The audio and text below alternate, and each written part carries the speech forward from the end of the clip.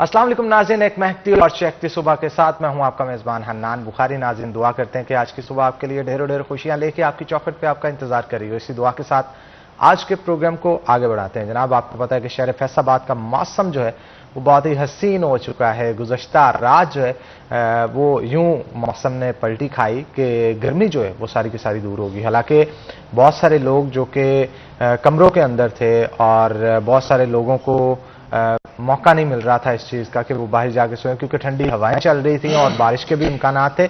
लेकिन इसके बावजूद भी कमरे के अंदर भी बहुत सारे लोगों को जो है वो सर्दी का एहसास हो रहा था। मैं गुज़श्ता रात जब बाहर टहल रहा था गली के अंदर तो मुझे यूं महसूस हो रहा था मैं जैसे कि नथिया गली में आ गया हूं, क्योंकि इतनी ठंडी हवाएं माशाल्लाह से शहर फैसलाबाद के अंदर चल रही थी। यूं महसूस होता था आप किसी नॉर्दर्न एरिया में मौजूद है। लेकिन इसके साथ साथ परेशानी भी मुझे थोड़ी सी हुई। वो परेशानी किस चीज़ पे हुई कि जैसे ही मैंने देखा कि यार ये मई जून के महीने के दरमियान आके इस तरह के वेदर जो है वो आपको देखने को मिल रहा है, तो ये एक क्लियर इंडिकेशन है इस चीज़ की कि जनाब वेदर क्लाइमेट चेंजेस जो हैं वो बहुत स्फीयर किस्म की हो रही हैं और इन क्लाइमेट चेंजेस की वजह से फिर अल्टीमेटली कभी ना कभी कहीं ना कहीं जाके हमें नुकसान होगा और बारिशें अगर ज़्यादा होती हैं तो सैलाब के चांसेस भी मौजूद हैं। गुज़श्ता साल जो सैलाब की वजह से तबाहकारियाँ हुई थी वो किसी से ढकी छुपी नहीं, ऑल ओवर द वर्ल्ड जो उन्हें रिकग्नाइज किया गया था। और पाकिस्तान मेरा ख्याल है अभी इस चीज़ का मुतहम्मिल नहीं है कि इस तरह की कोई भी आफत उसके ऊपर आ सके, मुआशी तौर पर वैसे ही बदहाली का शिकार है। तो जनाब, हमारी दुआ यही है कि अल्लाह ताला पाकिस्तान को अपने हिफ्ज़-ओ अमान में रखे, तमाम गरीब गुरबा लोगों को अपने हिफ्ज़-ओ अमान में रखे और तमाम लोगों को, क्योंकि बहुत सारे नशीबे इलाके ऐसे भी हैं जो कि बारिश की वजह से फिर पानी की जद में आ जाते हैं, वहाँ पे बहुत सारे मसाइल हैं। वन बाय वन पे भी गुफ्तगू करेंगे, लेकिन आइंदा 24 घंटों के लिए वेदर कैसा रहेगा ये हम देखेंगे टुडेज वेदर में।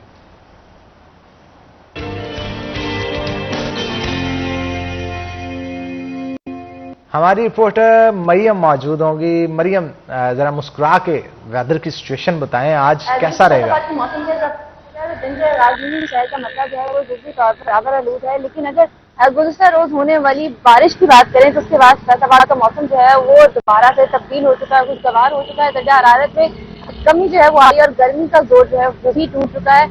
महकमा मौसमियात की बात की जाए तो आज कम से कम दर्जा हरारत जो है वो 25 डिग्री सेंटीग्रेड रिकॉर्ड किया गया, जबकि दोपहर के वक्त में ज्यादा से ज्यादा 35 डिग्री रहने का इम्कान है।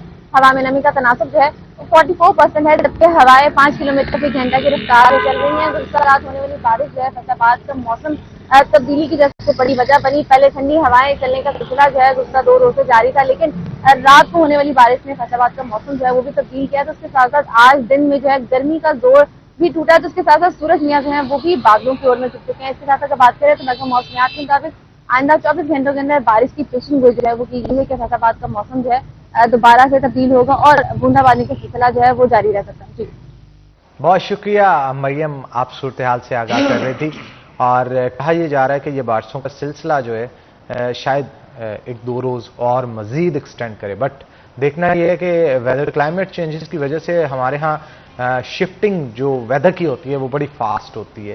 तो माइट भी पॉसिबल के आने वाले दिनों, बल्कि आने वाले दिनों में क्या हो सकता है, आज दोपहर को ही सूरज मियाँ जो है वो आंखें दिखाना शुरू कर दें और बारिश के बाद अचानक जब सूरज निकल आता है तो गर्मी और हबस में इजाफा बड़ी तेज़ी से होता है। तो जनाब आगे बढ़ते हैं। जैसा कि आपको पता है कि वेदर की तो बात कर ली, मौसम जहाँ पे सुहाना हो, सुहाने मौसम की वजह से मुस्कुराहटें तो चेहरों पे आती है, लेकिन दूसरी जानब जब मुल्क की हालात को देखा जाए ना, उसकी वजह से चेहरे मुरझा जाते हैं। अब मुरझा किस वजह से जाते हैं वो भी मैं बारी बारी बता देता हूँ। बढ़ती हुई महंगाई जो है वो चेहरों को मुरझा देती है, चाहे एशिया ख़ोरनोश हो ख़रीदारी के लिए या जिसने मकान वगैरह बनाना हो, कोई टिम्बर का काम हो, आयरन का काम हो, किसी ने सरिया वगैरह आजकल खरीदना हो तो वो भी काफ़ी परेशानी की हालत में मौजूद होता है, क्योंकि उनका कहना है कि कंस्ट्रक्शन के लिए किसी भी हाउस की जब लेंटर वगैरह डालना होता है ना तो सरिये की ज़रूरत होती है।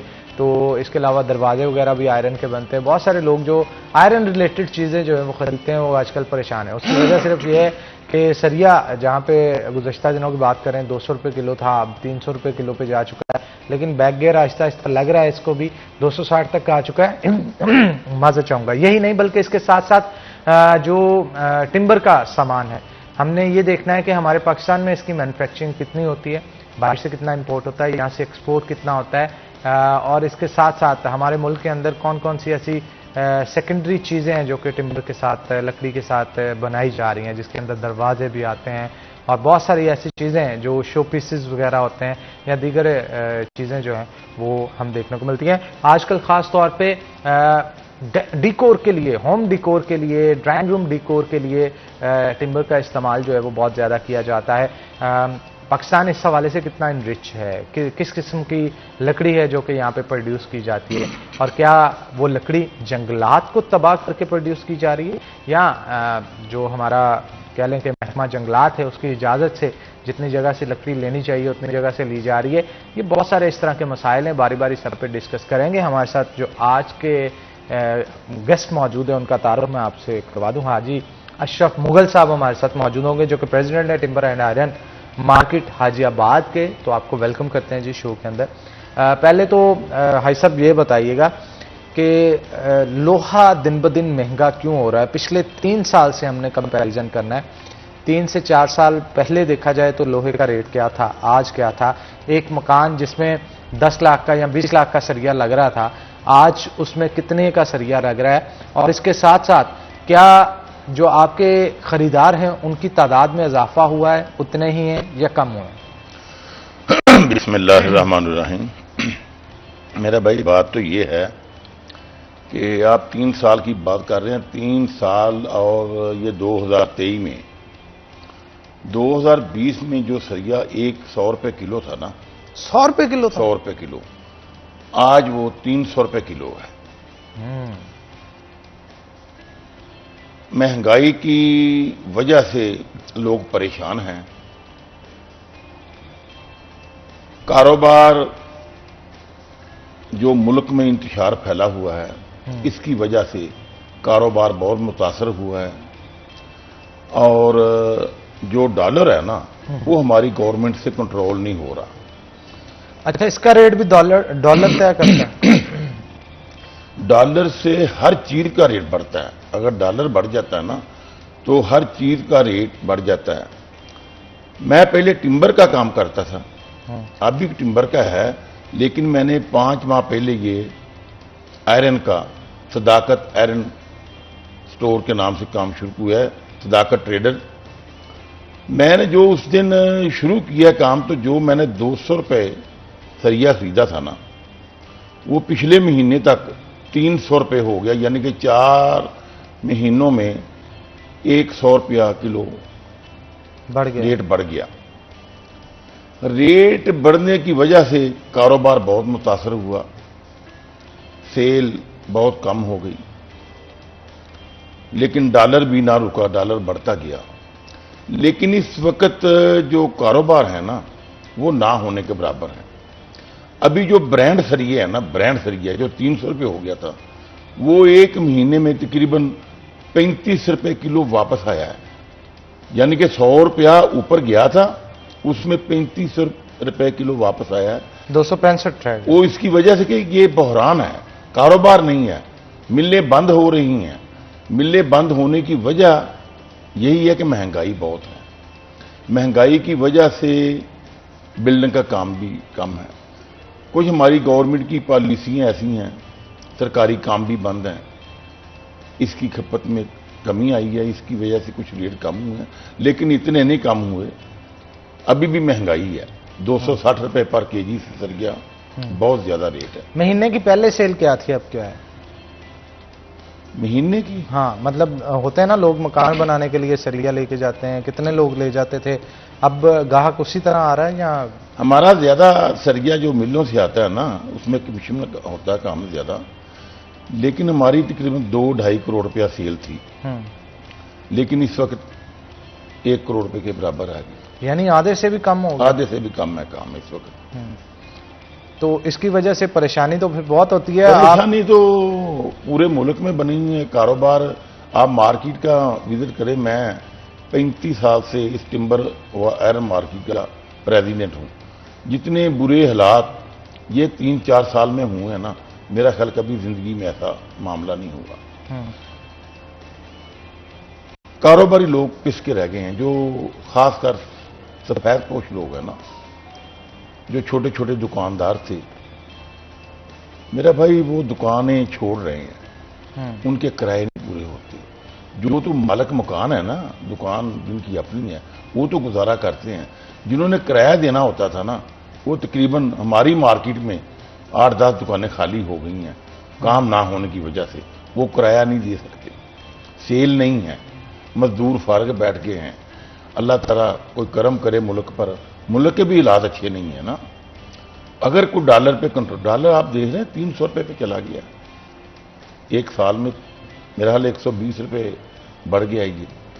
जब तक डॉलर कंट्रोल नहीं होगा ना, लेकिन अब कुछ नजर आ रहा है कि बेहतरी है कि पिछली 15 तारीख को भी तेल की कीमत कम हुई है, पेट्रोल की कुछ हुई है 30 रुपये, डीजल की आज भी कुछ 8 रुपये पेट्रोल कम हुआ है।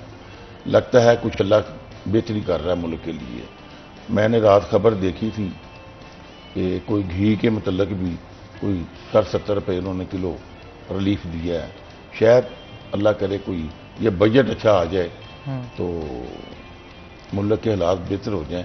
उस वक्त तक बेहतर नहीं होंगे जब तक डॉलर कंट्रोल नहीं होगा। अच्छा, टिम्बर के क्या हालात हैं? ये इंपोर्ट की जाती है या पाकिस्तान से इसकी ज़रूरत पूरी हो जाती है? पाकिस्तान में जो टिम्बर का माल है ना, इस वक्त तकरीबन 80 से 85% बाहर से इंपोर्ट होता है, कनाडा, अमेरिका, जर्मन। पाकिस्तान में लकड़ी कम है। पाकिस्तान में लकड़ी काटते रहे हैं, जंगल लगाए नहीं, इसकी वजह से मुश्किलात हैं। लेकिन पाकिस्तानी लकड़ी भी बहुत महंगी है। लेकिन जो बाहर से माल आ रहा था पहले वो सस्ता था, लेकिन डॉलर महंगा होने की वजह से वो भी महंगा हो गया, उसकी कीमत डबल हो गई। महंगा नहीं हुआ, डबल हो गई है लकड़ी की कीमत। यानी कि जो आप 3 साल की बात कर रहे हैं ना, 3 साल में ये डबल नहीं हुई, 3 गुना ज्यादा हो गई है। जो 1000 रुपये पर फुट थी ना, वो 3000 रुपये फुट हो गई है। इसकी वजह से सेल कम है, माल भी अब कम इंपोर्ट हो रहा है। लेकिन जब जो बाहर से माल आता है, आपको पता है सारा डॉलरों की वजह से है मामला। बस डॉलर नहीं कंट्रोल हो रहा, मुल्क की बेहतरी इसी में है। आपको क्या लगता है कि मौजूदा हुकूमत को फिलफौर क्या करना चाहिए जिससे इस महंगाई पर काबू आ सके? मौजूदा हुकूमत अल्लाह ताला इनको कामयाब करे। कोशिश तो बहुत कर रही है, मियां शहबाज शरीफ साहब बहुत कोशिश कर रहे हैं कि हमारी मईशत बेहतर हो जाए, मुल्क के हालात बेहतर हो जाएं। और हमें उम्मीद भी है कि इंशाअल्लाह आने वाला साल बेहतर होगा, इंशाअल्लाह। आपको क्या लगता है कि ये महंगाई जो है सिर्फ और सिर्फ डॉलर की वजह से हुई है या मसनूई तौर पे भी इसमें कोई किरदार अदा किया गया? बहुत सारे ऐसे होते हैं ना, बड़े इंपोर्टर्स ऐसे होते हैं, चीज़ों को स्टॉक कर लेना या टैक्सेस में बेजा इजाफा हो जाना, इनकी वजह से डॉलर ही अकेला इन्वॉल्व नहीं ना होता? नहीं, ये तो महंगाई जो बाहर से माल आता है ना, ये तो डॉलर की वजह से है। डॉलर कितना को कर लेगा, लेकिन कुछ लोग हैं जो मतलब ये काम करते हैं कि मुल्क की तबाही, मुल्क अच्छे रास्ते पे ना आए। लेकिन यकीन है पूरा कि आने वाला साल बेहतर है और डॉलर पे भी कंट्रोल होगा इंशाअल्लाह। आयरन का रेट कौन तय करता है? गवर्नमेंट तय करती है? आयरन का रेट नहीं, गवर्नमेंट ने क्या तय करना, मिलों वाले खुद करते हैं। मिलों वाले खुद? तो इनके रेट पे कोई कंट्रोल लगाने वाला कोई है नहीं? मतलब नहीं, जितना कोई कंट्रोल, इनका अपना ही रेट है हर मिल वाले का, बल्कि मिल वाले का कि हर दुकानदार का अपना रेट है। अच्छा, जिसके पास माल पड़ा है ना, वो कहता है उसी की रेट। यहां कोई बस कंट्रोल वाली कोई चीज नहीं। आपके चैनल पे देखते हैं, आप रोजाना की जुमेरात सब्जियों का रेट देते हैं, आपका रेट कुछ होता है कम, लेकिन जब लेने जाते हैं वो रेट नहीं होता। आप गोश्त का रेट जो बताते हैं उससे भी 300-400 रुपये ज्यादा होता है। चले इस पे भी हम गुफ्तगू कर लेते हैं। जब वो ज्यादा होता है तो आप उस दुकानदार की वीडियो बनाएं या फोटो बनाएं, और जितना रेट उसने लगाया होता है आप मार्केट कमेटी को जाके दिखाएं या मजिस्ट्रेट जो होता है, प्राइस कंट्रोल मजिस्ट्रेट, उससे दिखाएं, देखें, फिर उस पर एक्शन होता है। क्योंकि हमने तो जो गवर्नमेंट की तरफ से लिस्ट दी गई होती है ना, हमने तो वो पब्लिश करनी होती है। और अगर उसके अलावा कोई सेल कर रहा है तो इट मीन कि वो नाजायज मुनाफाखोरी जो है वो कर रहा है। नाजायज मुनाफाखोरी की ये बात है कि मैंने कभी नहीं देखा कि किसी दुकान पे लिस्ट लगी हो। लिस्ट वाले आते हैं, मेरा ख्याल 20 रुपए लेते हैं, लिस्ट दे के चले जाते हैं, वो लिस्ट नीचे रख लेते हैं, कभी उस पर माल नहीं, किसी ने दुकानदार ने सौदा नहीं किया। आप तो एक्स नाज़िम भी रहे हैं, तो जनाब आप किसी मजिस्ट्रेट को एप्लीकेशन दें ना, तो आप ये विजिट करवाएं अपनी मार्केट, जरा पता चले इनको, क्योंकि जब तक आप शिकायत लेके ही नहीं जाएंगे, अपना मसला रिकग्नाइज ही नहीं करवाएंगे, वो किस तरह से उस पर एक्शन। हम तो ये खाने पानी वाली चीज़ों की बात कर रहे हैं ना, ये खाने वाली चीज़ें जो सब्जियाँ फल हैं वगैरह वगैरह, तो मजिस्ट्रेट भी बस क्या करें, कितना कंट्रोल करेंगे, लेकिन कोई अमल नहीं हो रहा। जब तक हमारे कानून पे अमल नहीं होगा ना, लिस्ट जो जारी हो उसी पे अमल होना चाहिए ना, उसी रेट पे बिकनी चाहिए। लेकिन आप भी खरीदते होंगे, लेकिन वो लिस्ट के मुताबिक कभी भी कोई रेट, हमें जो कल मैं देख रहा था टमाटर की कीमत आपके टीवी पे कि 28 रुपये किलो है, किसी दुकान पे चले जाओ 50 रुपये किलो है, 40 से कम कोई भी नहीं। गोभी 100 रुपये किलो आप बता रहे थे, दुकान पे जाओ, मैं कल खुद लेके आया हूँ 200 रुपये किलो। 200 रुपये किलो, तो आप शिकायत करें ना उनकी, क्यों नहीं करते? शिकायत करें। आप जब चीजें खरीदारी करते हैं तो उनसे पूछते हैं रेट लिस्ट का है वगैरह, सबको ये पता है कि जो कुछ हो रहा है, लेकिन लिस्टें देने वाले सिर्फ सुबह आप देखें लिस्टें दे के चले जाते हैं, कोई भी कंट्रोल करने वाला नहीं है। गोश्त क्या रेट है, 1800 रुपये बिक रहा है, 1900 बिक रहा है, कोई पूछने वाला नहीं है। ये अकबर चौक में ये जितनी दुकानें 1800 1900 दे रहे हैं, आपका 1600 बता रहे हैं, मेरा ख्याल सरकारी रेट के 1500, लेकिन कोई भी नहीं दे रहा रेट। क्या उनको पता नहीं है मजिस्ट्रेट साहब को? करना चाहिए उनको। जब तक आप वीडियो बना के सोशल मीडिया पे चढ़ाएं, कुछ ना कुछ एक्टिव नहीं होंगे, किस तरह कार्रवाई होगी? बस कार्रवाई करते हैं, 2-4 हज़ार रुपये जुर्माना किया करते हैं, जुर्माना किया छोड़ दिया, ये कोई मामला नहीं, सख्त सजा होनी चाहिए। आपकी नजर में जुर्माना अगर 4-5 हज़ार रुपये जुर्माना कर दिया, वो आके 10,000 रुपये निकाल लेता है, सजा नहीं ना ज्यादा। जुर्माने के अलावा ये क्या करते हैं, जैसे कुछ नहीं होता। इनको कोई सजा भी देना तो फिर कंट्रोल होगा, वैसे कंट्रोल नहीं हो सकता। आपको क्या लगता है कि जो टिम्बर की मार्केट है, इसकी बढ़ोतरी हो रही है या ये महंगाई की वजह से डाउन आना शुरू होगी? कीमत इसकी बढ़ोतरी हो रही है, ये एक कह लें जैसे बाकी कारोबार होते हैं, ये भी एक कारोबार है ना, तो इसकी भी पूरी मार्केट होगी, तो इसके मार्केट के लोग महंगाई हमारी मार्केट में, मैं प्रेसिडेंट हूँ 35 साल से बताया, लेकिन हम काफ़ी बेहतर कंट्रोल करते हैं। यहाँ कोई इंशाल्लाह हाजियाबाद टिम्बर व आयरन मार्केट में कोई ऐसा गलत काम नहीं। टिम्बर का रेट कौन तय करता है? टिम्बर का तो जो कराची से माल आता है, कराची वाले तय करते हैं ना, बाहर से माल आता है वो कराची वाले करते हैं। हम तो जो लाएंगे उसको 2-4-5% रख के मुनाफा हम सेल करते हैं। यानी आपके कहने का मकसद है ना ही आयरन और ना ही टिम्बर के कीमतों को कंट्रोल में गवर्नमेंट का कोई अमल दखल नहीं है? कोई। तो इस तरह तो फिर कोई भी कितना भी रेट इसका रख ले, कोई पूछने किसने वाला नहीं। मैंने पहले बात ये आपसे की है कि हर जिसके पास कोई भी चीज़ पड़ी है ना, उसका अपना रेट है, कोई कंट्रोल नहीं है यहाँ। जब तक कंट्रोल नहीं मेरा भाई होगा तो कैसे ये निज़ाम चलेगा? बिल्कुल ठीक कहा आपने, और ये कंट्रोल होना चाहिए। अगर ये कंट्रोल नहीं होता तो फिर मामला जो है वो मज़ीद ख़राबी की तरफ जा सकते हैं। वैसे भी गवर्नमेंट को इस चीज़ के ऊपर इनिशिएटिव लेना चाहिए। जब इतनी चीज़ों के ऊपर ध्यान आपने रखा हो, फोकस रखा हो, तो इस तरफ भी आना चाहिए। अगर सब्जियों की कीमतें तय हो रही हैं, फलों की कीमतें तय हो गई है, और इसके साथ साथ दूसरी चीज़ों, गोश्त की चीज़ें जो है वो तय कर रहे हैं, तो इस पर भी होना चाहिए। यहाँ पे छोटा सा ब्रेक लेंगे, ब्रेक के बाद दोबारा हाजिर होंगे। आपने कहीं नहीं जाना, हमारे साथ हैं।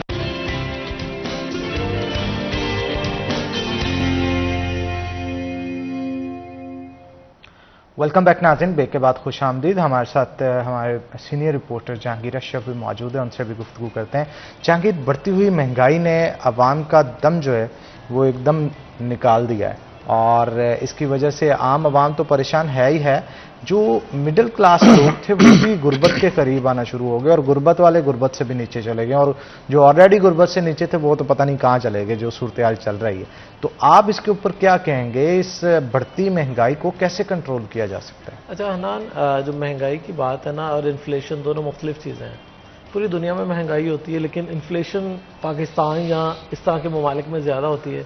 इसका रीज़न ये है कि महंगाई बढ़ रही है लेकिन लोगों की सैलरीज नहीं बढ़ रही, पूरी दुनिया में जहाँ महंगाई की बात की जाती है वहाँ लोगों की सैलरीज बहुत ज़्यादा होती हैं। तो सैलरी ज़्यादा हो तो महंगाई से आपको फ़र्क नहीं पड़ता, क्योंकि आपकी चीज़ें अप्रोच में होती हैं, आप आसानी से कोई भी चीज़ बाय कर सकते हैं। लेकिन पाकिस्तान में क्या इशू है कि लोगों की सैलरीज वहाँ पे स्टक रहती हैं। जैसे पिछले 3-4 साल की अगर बात करें तो इवन गवर्नमेंट मुलाजमीन की तनख्वाहें इतनी ज़्यादा नहीं बढ़ी, इवन उनकी सैलरीज कम हुई हैं इन अ सेंस कि उनके टैक्सेस बढ़ गए। एक बंदे की अगर सैलरी फॉर एग्जांपल गवर्नमेंट में 1 लाख है तो उसका टैक्स पहले अगर था 15,000 16,000, तो अब उसको अगर 18-20 हज़ार टैक्स देना पड़ जाए तो उसकी 3-4 हज़ार सैलरी कम हुई है। तो सैलरीज नहीं बढ़ती, महंगाई डबल ट्रिपल होती जाती है। और जो बच्चा या जो लोग पहले 20-30 हज़ार में कहते थे गुजारा हो रहा है, अच्छा चल रहा है, अब हमारी एवरेज जो एक घर का खर्चा है वो 50 से ऊपर क्रॉस कर गया। तो जो लोग हैं जिनकी सैलरी 20, 30, 40 की रेंज में है, तो उनका गुजारा किस तरह से होगा? उनके लिए तो हर चीज़ अप्रोच से बाहर हो गई ना। उनको अपने बजट पे कट लगाना पड़ेगा, अपनी ज़रूरियात कम करनी पड़ेंगी, अपना खर्चा 40-45 की बजाय कम करके कोई 30 पे लाना पड़ेगा, जिसके लिए बहुत सारी चीज़ें उनकी अप्रोच से बाहर हो जाएंगी। और जैसे कहते हैं, मतलब मार्केट्स वाले कहते हैं कि जनाब लोगों की कुव्वत खरीद नहीं रही, तो वो क्यों नहीं रही? क्योंकि उनकी सैलरीज वही हैं, चीज़ें बढ़ गई हैं। पहले अगर घी की कीमत ही लगा लें, देखिए हर घर की ज़रूरत है आटा, घी, चीनी। अब पहले अगर इसकी कीमत 200-300 रुपये थी तो आजकल 500-600 है। तो इसी तरह आटा है जो आम जो गवर्नमेंट दे रही थी 600-700 रुपये में, आप वही किसी मार्केट से या नॉर्मल रेट पे देखें तो वो आपको 1,000 से ऊपर में पड़ता है थैला 10 किलो का, या बल्कि अब तो 1500 से भी क्रॉस कर गया, क्योंकि 150 से ऊपर चला गया रेट इसका आटे का। तो बहुत सारी चीज़ें ऐसी हैं जो कि आपकी सैलरीज वहीं पे स्टक हो गई हैं और उनकी कीमतें बहुत ऊपर चली गई हैं। उस वजह से इन्फ्लेशन का गैप जो है ना वो बहुत ज़्यादा हो गया है। पूरी दुनिया में ऐसा नहीं होता। हम कहते हैं जी वहाँ पे बहुत महंगाई है, वहाँ पे भी महंगाई है, पूरी दुनिया में महंगाई है, लेकिन उनकी सैलरीज को पाकिस्तान की सैलरी से कंपेयर करें तो जो मजदूर यहाँ पे 30,000 कमा रहा है वो बाहर मजदूरी करेगा तो पाकिस्तान के अकॉर्डिंग वो 2-3 लाख इजीली कमा लेगा। तो 2-3 लाख अगर किसी को पाकिस्तान में मिलता हो, उसके लिए महंगाई रहेगी? नहीं रहेगी। पूरी दुनिया में ये हो रहा है, उनके लिए महंगाई नहीं है। हम एग्जांपल देते हैं कि बाहर की दुनिया में भी महंगा सारा कुछ, लेकिन हम अपनी वेजेस को उनसे कंपेयर नहीं करते। जब वो कंपेयर नहीं होते तो हमारे यहाँ बेड़ा गर्क हो रहा है और प्लानिंग कोई नहीं है, और उसकी वजह से इन्फ्लेशन भी है, महंगाई भी है। और महंगाई इसीलिए है कि लोगों की सैलरीज कम है। वाहद हल ये है कि गवर्नमेंट इंसेंटिव्स दे हर सेगमेंट को और सैलरीज इंक्रीज हों, क्योंकि महंगाई ने बैक गियर नहीं लगाना। ये पूरी दुनिया में ऐसा होता है, महंगाई होती है, साथ लोगों की सैलरीज इनकम इंक्रीज होती है। जैसे आप याद करें अगर मुशर्रफ का दौर, वो उसमें लोगों की महंगाई आई और साथ साथ लोगों की सैलरीज बढ़ गई। सैलरीज के साथ साथ बिजनेस तबका भी बड़ा, उसमें बड़े लोग वहाँ आपने भी अमीर नोट हुए। किया होगा, साइकिल वाले मोटरसाइकिल पे आ गए, मोटरसाइकिल वाले गाड़ी पे आ गए, क्योंकि वहाँ पैसा एकदम से मार्केट में आया, फ्लोट हुआ, सैलरीज बढ़ी, इंक्रीमेंट्स लगे लोगों के। क्योंकि अगर मैं एजुकेशन की बात करूँ तो टीचर की तनख्वाह जब हम पढ़ रहे होते थे तो तब 4,000-3,000 हुआ करती थी, लेकिन हमारे देखते देखते अब ऐसे टीचर्स भी हैं गवर्नमेंट स्कूल्स में 1 लाख से सैलरी क्रॉस है उनकी। हाई स्कूल के जो भी हेड होगा उसकी सैलरी मोस्टली 1 लाख से ऊपर है, इवन 2-2 लाख तक है। तो अब सैलरीज बहुत ज़्यादा गवर्नमेंट सेक्टर में इंक्रीज़ हो गई हैं। जंप लगा है मुशर्रफ दौर में, जरदारी के दौर में, और उसके बाद परवेज़ इलाही, जितने भी पीटीआई से पहले जितने भी टर्नओवर आए हैं उसमें इंक्रीमेंट लगते रहे हैं। लेकिन पिछले 4 साल में लोगों की सैलरी जो है वो इतनी स्टक हुई हैं कि महंगाई बहुत ऊपर चली गई है और उनकी सैलरी वहीं की वहीं रुकी रही है। बिल्कुल ठीक कहा आपने। आप क्या कहेंगे जी, ये सच्चाई तो है इसमें कि लोगों की कुव्वते खरीद होगी तो वो कुछ खरीदेंगे ना। जब कुव्वते खरीद ही नहीं होगी, उनके पास पैसे नहीं होंगे, तो ताजर भी परेशान होगा ऑटोमेटिकली। बात है जो बड़े लोग हैं वो तो परेशान नहीं है, जो सफैदपोश हैं या गरीब हैं वो तो पिस के रह गए हैं। मार्केट के मामला देखते हैं तो यकीन करो कि शाम को जो मजदूर होते हैं ना वो हमारी तरफ देखते हैं कि यार मिर्जा साहब को 100-200 रुपया दे दो, हम आटा ले जाए शाम को, काम नहीं है। बड़े लोगों को फर्क नहीं पड़ा, सफेदपोश को और मजदूरों को फर्क पड़ा है। बता रहे हैं कि 20-25 हज़ार रुपया मजदूर की तनख्वाह है यहाँ, तो कोई ऐसा घर नहीं जिसके 10,000 रुपया बिजली का बिल ना आ जाए।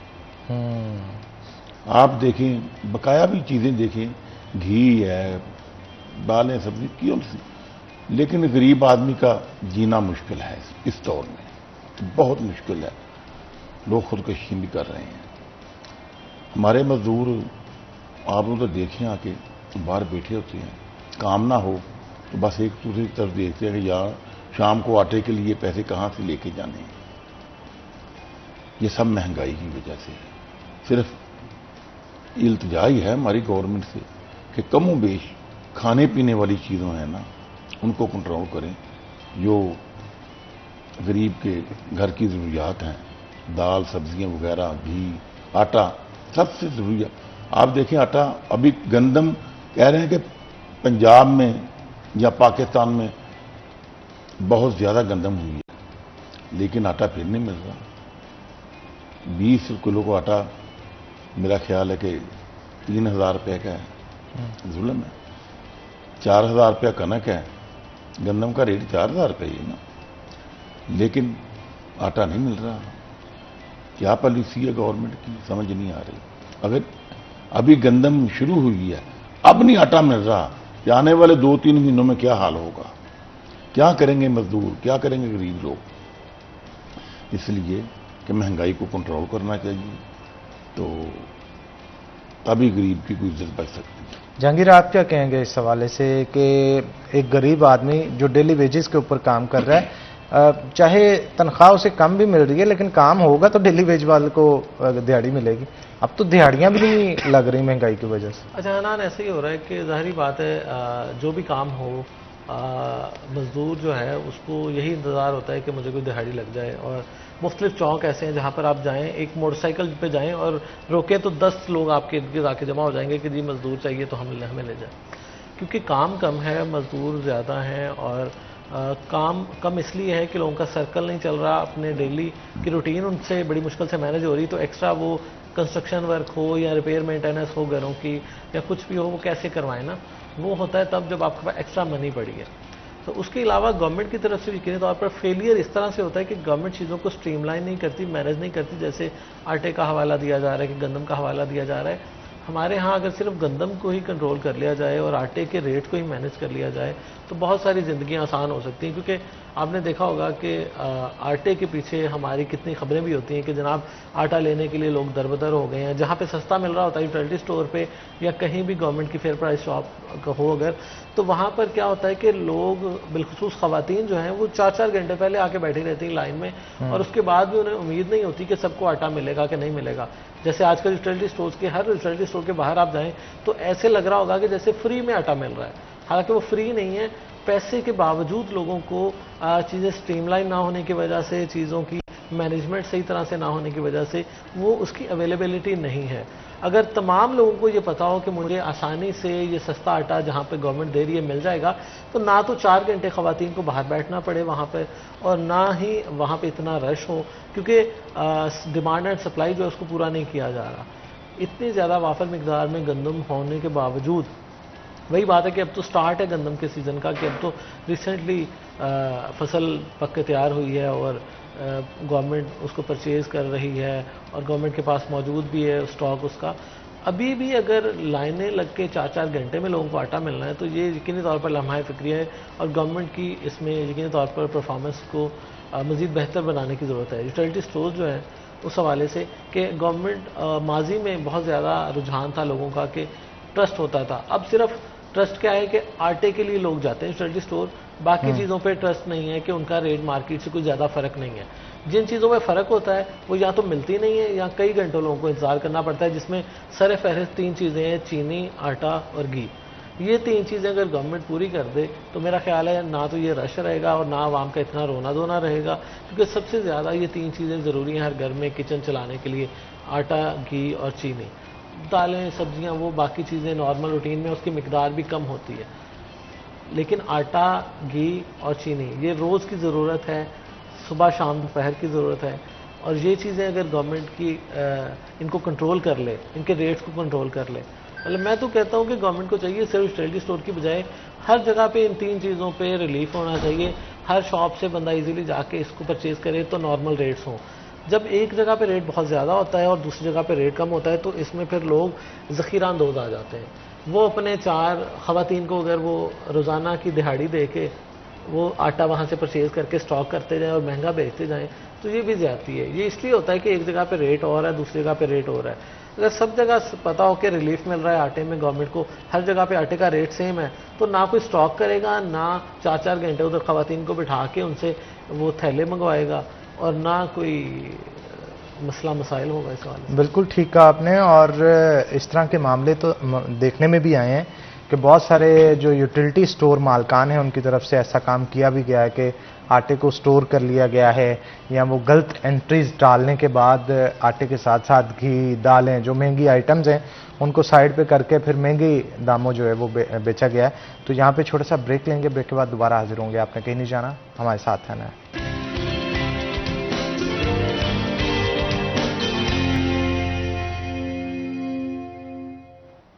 वेलकम बैक नाज़रीन। ब्रेक के बाद खुश आमदीद। हमारे साथ जहांगीर अशरफ मौजूद हैं, उनसे मजीद गुफ्तगू करते हैं। जहांगीर, ये जो यूटिलिटी स्टोर्स हैं इनके ऊपर सब्सिडाइज रेट में बहुत सारी चीज़ें मिलती हैं, लेकिन वही जो आपने बात की थी कि सबसे अहम दालें, आटा, चीनी और घी, ये चीज़ें होती हैं। और जब भी जाएं आप इनको रैक से गायब भी देखते हैं। आप इस हवाले से क्या कहते हैं, ये मसनूई तौर पे गायब किए जाते हैं, बाकी चीज़ें क्यों नहीं होती? अच्छा हनान, इसमें ये फैक्टर है मौजूद कि जो ज़ख़ीरा अंदोज़ी वाला है कि इसमें कुछ अमला भी मिली भगत होती है कि वो चीनी हो, आटा हो, जो चीज़ें आपको देखें, डिफरेंस इतना है कि आपको अगर 10-20 किलो वाले थैले में से वो कहते हैं ना दिहाड़ी लग रही है, तो वो आप अगर 100 थैले भी साइड पे करवा दें और इसी तरह चीनी गायब करवा दें, तो आपको कितना एकदम से बेनिफिट होगा। या दूसरे आवाम की तरफ से ऐसा कुछ किया जाता है कि कुछ खवातीन को पैसे दे के बिठा दिया जाता है कि अगर फॉर एग्जांपल आपको जी 500 का रिलीफ मिल रहा है, तो आप किसी खातून को 100 रुपया दे के वो वहाँ से थैले उठवाना शुरू कर दें, तो 400 रुपया तो आप बचा रहे हैं ना मार्केट रेट से। तो इस तरह से बहुत सारी चीज़ें होती हैं जिनको मैनेज करने की ज़रूरत है और जिनको देखने की ज़रूरत है। और इसका वाहद हल यही है कि हर जगह पे अगर रेट सेम होगा ना, अब आपको पता होगा कि रिटेल स्टोर से भी आटा इतने का है और बाहर से भी इतने का है, तो कौन वहाँ से ज़ख़ीरा अंदोज़ी करेगा, क्योंकि उसका बिकना ही उसी रेट पे है। हमेशा ज़ख़ीरा अंदोज़ी तब होती है जब दो जगह पे रेट फ्लक्चुएट कर रहे होते हैं। एक जगह पे गवर्नमेंट रिलीफ दे रही है, अब ना सिर्फ खाने पीने की चीज़ें बल्कि सिर्फ खाद पे देख लें आप, जब खाद पे गवर्नमेंट की तरफ से सब्सिडी दी जाती है, क्या होता है कि लोग उसके ज़्यादा बैग उठा के उसकी ज़ख़ीरा अंदोज़ी करते हैं और मार्केट में महंगे दामों, या किसान इस्तेहसाल इसी को कहते हैं कि जिसकी ज़रूरत के लिए वो रिलीफ दिया गया उस तक पहुँचने की बजाय कुछ मखसूस अफराद उसको उठाएँ, उसको महंगा करके दोबारा उन लोगों को बेच दें। अब आवाम हो या किसान हो, इस तरह की जब सब्सिडी गवर्नमेंट देती है तो उन तक पहुंचने के बजाय दरमियान में मिडल मैन आता है, अपनी दिहाड़ी लगाता है और उनको फिर महंगे दामों मिलती है। जैसे किसान की ज़रूरत है खाद, अब खाद पे गवर्नमेंट जितनी मर्जी सब्सिडी दे ले, उसके पास पहुंचती नहीं है जिसको पहुंचानी होती है, और गवर्नमेंट कुछ मुख्तलिफ, ये हल वाहद यही है, जिस चीज़ में रिलीफ देना है ओपन मार्केट में दें, हर जगह पे रिलीफ हो, रेट में डिफरेंस होगा तो ज़ख़ीरा अंदोज़ी होगी, उसमें माल प्रैक्टिस होगी, उसमें लोग मिडल मैन आएंगे, उसमें प्रॉफिट कमाएंगे। बिल्कुल ठीक कहा आपने। और इसके ऊपर ये जो मार्केट्स के अंदर लिस्टें नहीं अवेजा की जाती है, प्राइस कंट्रोल मजिस्ट्रेट कितना काम कर रहे हैं? जब प्राइस कंट्रोल मजिस्ट्रेट जो हैं, या वो हो जाए या इंक्रोचमेंट हो जाए, ये गवर्नमेंट चाहे तो ख़त्म हो सकती है, अदरवाइज आपके सामने मिली भगत चल रही है, हर जगह पे इंक्रोचमेंट भी है और रेट लिस्ट भी अवेजा नहीं होती। और रेट लिस्ट अवेजा जहाँ होती है वहाँ पे बहुत ही पुअर क्वालिटी की चीज़ें रखी गई होती हैं कि गवर्नमेंट के रेट पे ये हैं, अगर आपने अच्छी क्वालिटी की लेनी है तो ये है। इसकी सीधी सी मिसाल आप देख लें, किसी भी बड़े स्टोर पर चले जाएँ, वहाँ एक DC काउंटर बराए नाम लगा होता है, उसमें इतनी पुअर क्वालिटी की चीज़ें पड़ी होती हैं कि कोई आदमी वहाँ जाना पसंद नहीं करता। गवर्नमेंट को तो यही इंश्योर करे कि अगर DC काउंटर के नाम से वहाँ पे काउंटर मौजूद है किसी बड़े स्टोर में, मॉल में, तो वहाँ चीज़ों का मेयार है वो भी अप टू डेट हो और वो भी बेहतर हो कि लोग उसको अप्रोच करें। लेकिन आप किसी भी बड़े स्टोर पे चले जाएं, DC काउंटर पे एक बंदा आपको नज़र नहीं आएगा उसको परचेज़ करता हुआ, क्योंकि वहाँ पे दालें हों, आटा हो या कुछ भी हो, आवाम का ट्रस्ट नहीं है। आवाम का ट्रस्ट इसलिए नहीं है कि वहाँ पे क्वालिटी नहीं है। क्वालिटी खरीदने के लिए जब स्टोर के अंदर जाते हैं वहाँ रेट होता है, और गवर्नमेंट को चाहिए कि रेट इंप्लीमेंट करवाए, एक रेट। वही बात है कि रेट जब तक एक नहीं होगा तब तक चीज़ें जो हैं इसी तरह से डिस्टर्ब रहेंगी और लोग इसका फ़ायदा उठाते रहेंगे, और बराए नाम लिस्टें भी अवेजा होती हैं और बराए नाम वहाँ पे चीज़ें भी अवेलेबल होती हैं, लेकिन इम्प्लीमेंट जो है वो गवर्नमेंट ने करवाना है और गवर्नमेंट इसमें पुअर है। और किसी भी बड़े स्टोर में चले जाएं, वहाँ पे रेट्स पे कोई अमल दरामद नहीं हो रहा। जो बात एक डीसी को दिखाने के लिए डीसी काउंटर बनाया है, उसमें 8-10 चीज़ें पड़ी होंगी और वो इतनी पुअर क्वालिटी होंगी कि एटलीस्ट आप या मैं तो वो उसको नहीं पिक करेंगे वहाँ से। आपने देखा होगा प्राइस कंट्रोल मजिस्ट्रेट की जब मीटिंग्स होती हैं, मीटिंग्स के अंदर ताजरों को भी बुलाया जाता है, ताजर वहां पे शिकायत करते नहीं नजर आते। आपको नहीं लगता कि मिली भगत होती है ये सारा कुछ? अच्छा, ताजर की तरफ से भी शिकायत आती है। एक दफ़ा मतलब किसी स्टोर पे जुर्माना हुआ तो उन्होंने कहा कि ये इतनी पुअर क्वालिटी की दाल आप दे रहे हैं यहाँ पे। उसने कहा कि आपकी तरफ से दी गई दाल है। अब जो डीसी की कंट्रोल रेट्स हैं उस पर गवर्नमेंट ने किसी ना किसी बंदे से, फॉर एग्जांपल जी, इनसे परचेज करके गवर्नमेंट ने उनको देनी है स्टोर वालों को। अब ये गवर्नमेंट और इनका मामला है, उस स्टोर वाले का मामला नहीं है। अब गवर्नमेंट चाहे तो अपने वो डीसी काउंटर पे चीज़ों का म्यार अच्छा कर ले, क्योंकि उसको जो प्रोवाइड कर रहा है वो स्टोर वाला नहीं है, वो प्रोवाइड कर रहा है गवर्नमेंट के तवज्जुह से कोई ना कोई ठेकेदार कह लें या कोई ना कोई प्रोवाइडर उसका। तो गवर्नमेंट को चाहिए कि उस प्रोवाइडर को, उस ठेकेदार को, या जो प्रोवाइड कर रहा है उसको कहे कि क्वालिटियाँ बेहतर बनाए। ये ना हो कि बाहर जो दाल पड़ी है वो जानवरों के खाने वाली हो और अंदर जो दाल मिल रही है वो इंसानों के खाने वाली हो, तो फिर डीसी का नाम खराब हो रहा है ना। तो डीसी को चाहिए कि इसको इम्प्लीमेंट करवाए और खुद विजिट करके देखे कि मेरे काउंटर पे जो चीज़ें पड़ी हैं क्या मैं इस्तेमाल कर सकता हूँ।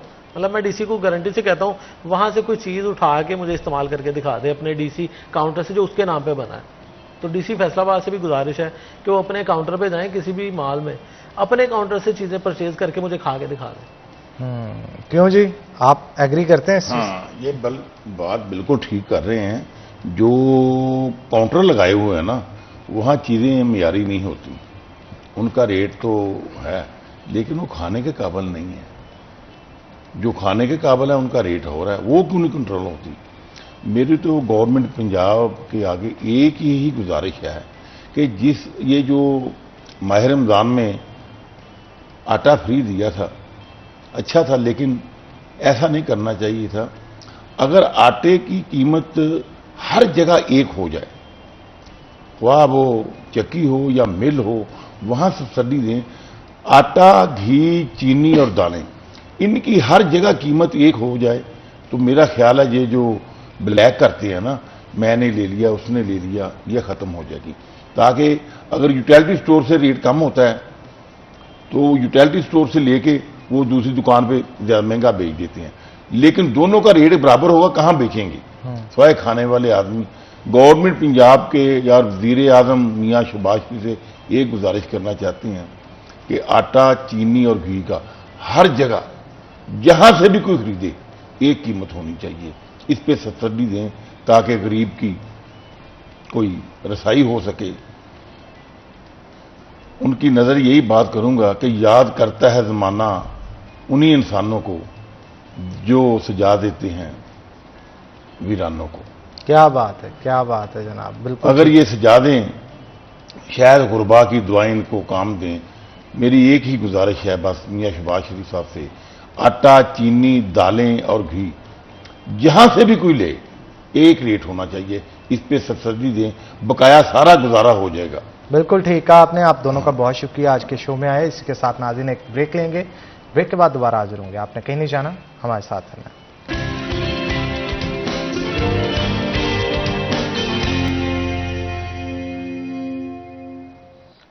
वेलकम बैक नाज़रीन, ब्रेक के बाद खुश आमदीद। नाज़रीन, जैसा कि आपको पता है कि फर्स्ट सेगमेंट के अंदर भी हम महंगाई के रोने रो रहे थे, लेकिन देखना फिर यही होता है एक आम आदमी ने कि यार आज घर में लाके क्या बनाया जाए, क्या पकाया जाए। उसके लिए जो एशिया खुरनोश हैं और जो मार्केट कमेटी की तरफ से लिस्ट पब्लिश की जाती है, चाहे वो सब्जियों की हो, फ्रूट्स की हो, गोश्त की हो, इन तमाम तर चीज़ों के हवाले से तफसीलात जो है वो हम सेकंड हाफ के अंदर आपको प्रोवाइड करते हैं। और हमारा जो स्पेशल सेगमेंट होता है आज के भाव, उसमें हम जाके आपको ना सिर्फ ये बताते हैं रेट्स क्या हैं, बल्कि इसके साथ साथ जो गुज़श्ता रोज़ के मुनासबत से अगर देखा जाए उतार चढ़ाव क्या होता है, रेट्स में फ़र्क कितना होता है, ये भी चीज़ें आपको बताते हैं। तो जनाब, आइंदा आने वाले 24 घंटों के लिए एशिया खुरनोश की क्या रेट्स होंगे मार्केट कमेटी के लिए, वो देखेंगे हम आज के भाव में।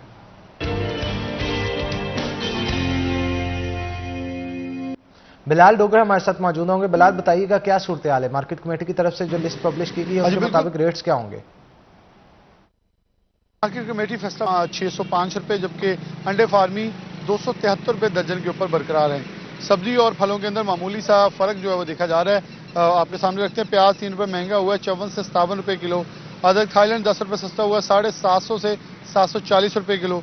घिया तोरी 8 रुपये महंगी हुई है 82 से 90 रुपये किलो। टिंडे 5 रुपये सस्ते हुए 140 से 135 रुपये किलो। करेला 20 रुपये महंगा हुआ है 65 रुपये से 85 रुपये किलो। शिमला मिर्च 65 रुपये महंगी हुई है 50 रुपये से 150 रुपये किलो। धनिया 10 रुपये सस्ता हुआ है 160 से 150 रुपये किलो।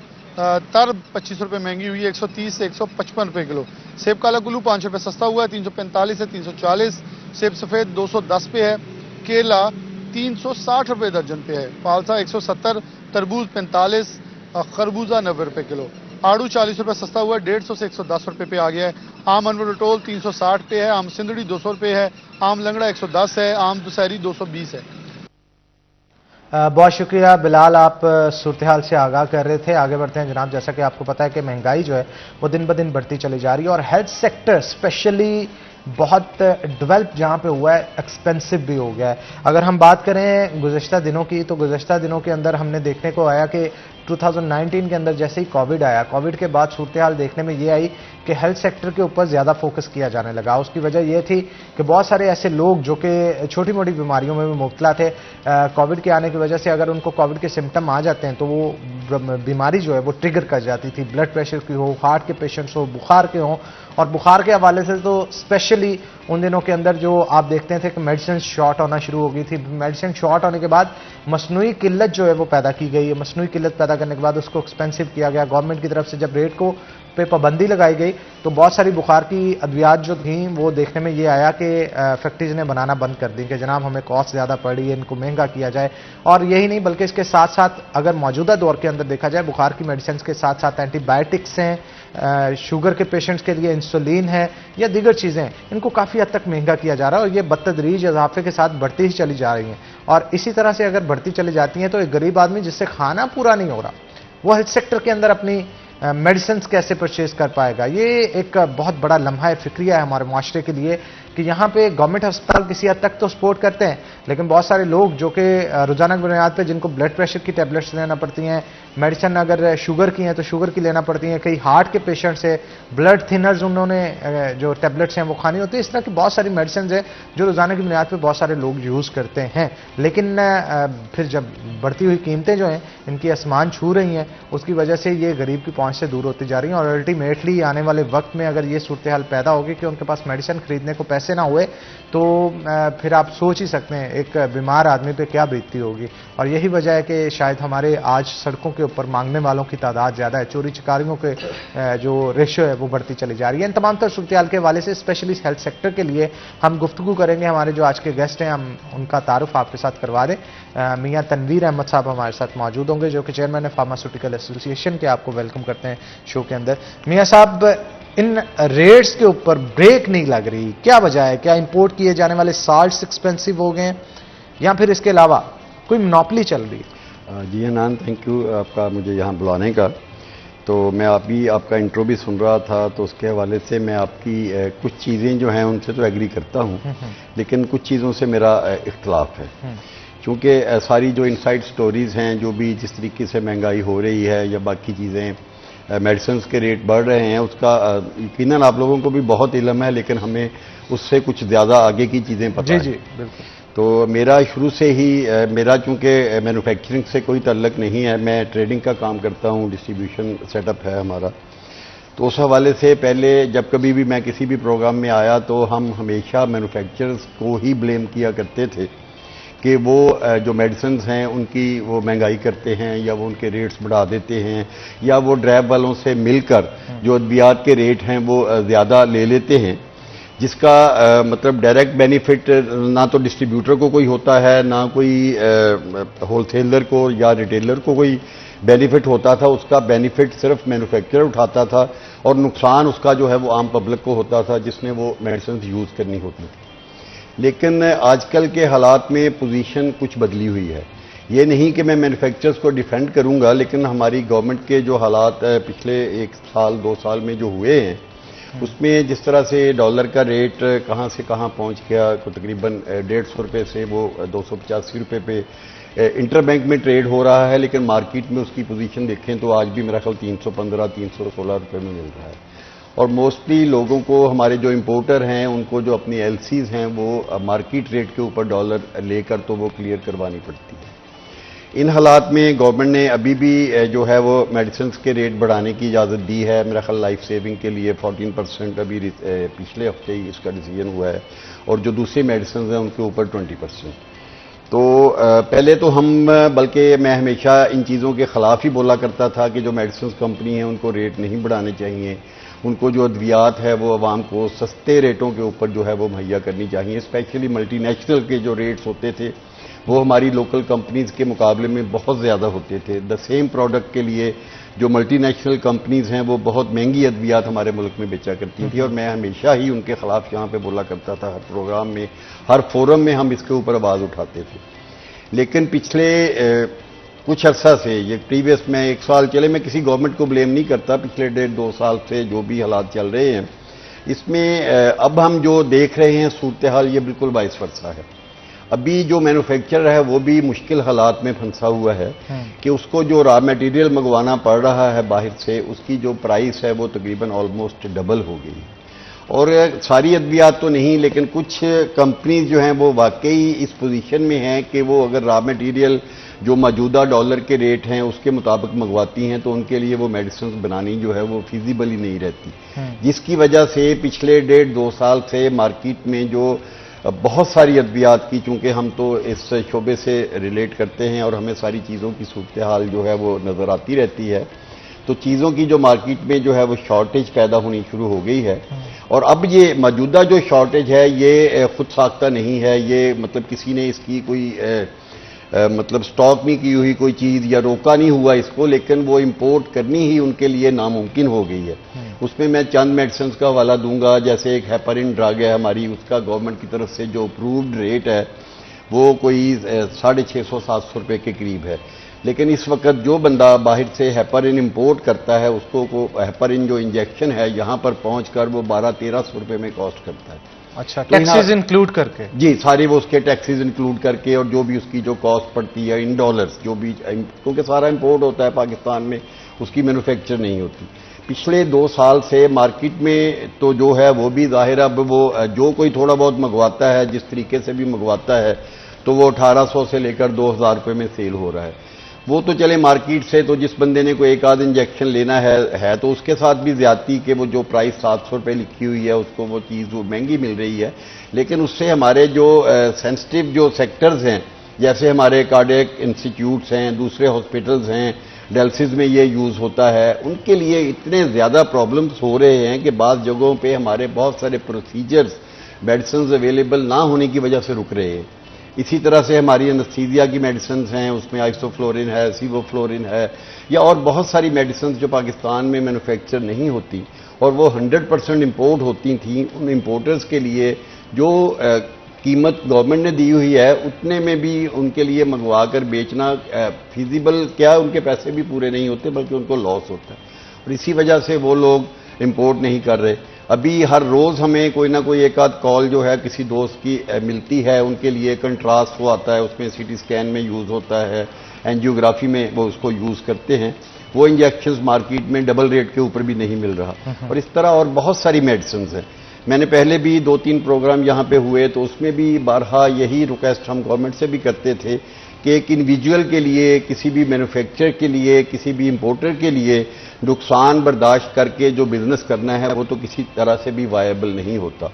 तो गवर्नमेंट को सीरियस जो मेजर्स लेने चाहिए, स्टेप्स लेने चाहिए इस हवाले से कि गवर्नमेंट जो ऐसी चीज़ें हैं उनके हवाले से मैन्युफैक्चरर को, इंपोर्टर को किसी तरीके से सब्सिडाइज करे, ताकि आवाम को, क्योंकि हमने कभी भी इस चीज़ की फेवर नहीं की कि जो अद्वियात हैं वो महंगी की जाएं, क्योंकि हमारी आवाम का जिस तरह के हालात हैं, जैसे आपने पहले भी वो आप सब्जियों के, दूसरी चीज़ों के रेट दिखा रहे थे, तो वही खुराक पूरी करनी मुश्किल हुई है।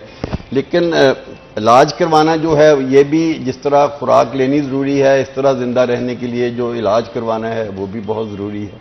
और आजकल तो हमारे बीमारियाँ इतनी बढ़ गई हैं मुख्तलिफ वजूहात की बुनियाद पे कि हमारे पानी के मसले हैं, हमारा मतलब वो एनवायरनमेंट जिस तरह का हुआ है उस हवाले से, हमारी जो हम अननेचुरल ग्रोथ लेके सब्जियों की, दूसरी चीज़ों की जो इस्तेमाल कर रहे हैं, उस तरह उससे बड़ी संगीन बीमारियां जो हैं वो जन्म ली हुई है। और हर घर में अगर 10 फैमिली मेंबर हैं तो वो 5-6 जो हैं वो तो रेगुलर मेडिसिन यूज़ करते हैं। हमारे बच्चे जब से पैदा होते हैं तो मेरा ख्याल है वो खुराक कम लेते हैं और मेडिसिन ज़्यादा लेके तो उनकी ग्रोथ होती है। तो इसलिए मेडिसिन के रेट कम रखने के लिए तो हमने हमेशा ही गवर्नमेंट से रिक्वेस्ट की है कि किसी तरीके से इसको कंट्रोल में रखें, बल्कि हमने हमेशा मुखालफत की कि मेडिसिन के जो रेट हैं वो नहीं बढ़ने चाहिए। लेकिन जब किसी के लिए बिजनेस करना वायबल नहीं रहेगा तो फिर उसमें गवर्नमेंट को एक स्टेप आगे आना चाहिए, बल्कि एक नहीं 2-3 स्टेप आगे आना चाहिए। और किसी न किसी तरीके से चीज़ों को सब्सिडाइज करके सिर्फ आटा मुफ्त बांटना ही काफ़ी नहीं है। तो दवाइयाँ जो हैं वो भी मुफ्त ना बांटें, लेकिन कम अज़ कम उनकी जो कीमतें हैं वो इस हद तक रखें कि लोगों की वो पहुंच में रहें और लोग अपनी पॉकेट से ही सही। लेकिन अब देखें, अगर देखा जाए तो हमारी कंट्री कोई बहुत डेवलप्ड कंट्री नहीं है। जी बिल्कुल। जितना हो सकता है मेरा ख्याल, अगर गवर्नमेंट हॉस्पिटल्स के अंदर देखा जाए तमाम तरह फैसिलिटीज दी तो जाती हैं, उसके साथ साथ मेडिसिन भी दी जाती हैं, लेकिन आम पब्लिक के लिए गवर्नमेंट शायद इतनी अमीर नहीं है कि सब्सिडाइज रेट के ऊपर सारी चीज़ें जो है वो देना शुरू कर दें। लेकिन इसमें हाँ, अलबत्ता जो ताजर हैं उनके लिए कोई ना कोई टैक्स पॉलिसीज ऐसी बनानी चाहिए जिससे इंपोर्ट की जाने वाली मेडिसिन जो हैं वो कम पैसों में पहुंचे और मेडिसिन सस्ती बने। इसके ऊपर कोई स्ट्रेटेजी है? इसके ऊपर देखें, स्ट्रेटेजी तो पहले जो थी, हमेशा से हमारी जो फार्मास्यूटिकल सेक्टर था ये टैक्स, सेल टैक्स से एग्जेम्प्टेड चला आ रहा था।